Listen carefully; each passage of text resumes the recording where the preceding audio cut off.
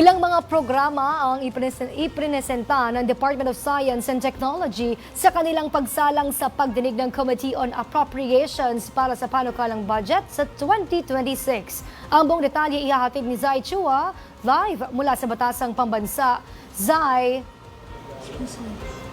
Yes, Princess, humiling ang Department of Science and Technology ng mahigit 30 bilyong pisong budget para sa 2026.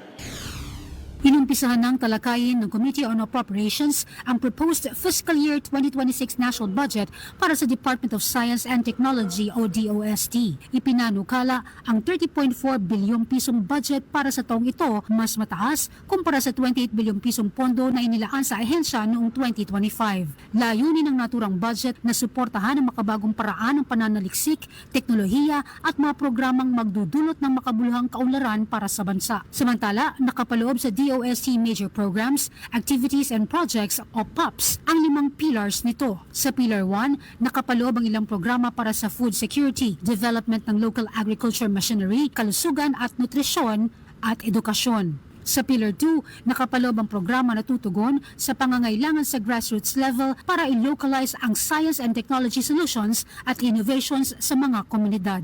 Sa Pillar 3, ang mga programa para sa volcano, earthquake and tsunami preparedness and risk reduction. Sa Pillar 4 naman, nakapaloob ang Handa Pilipinas, Innovations in Disaster Risk Reduction and Management Exposition. Habang sa Pillar 5, ang Strengthening and Harmonized DOST System Governance. Samantala, balak usisay ng isang mambabatas na tatayong isa sa mga interpolator ang tungkol sa kalagayan ng forensic science research ng ahensya.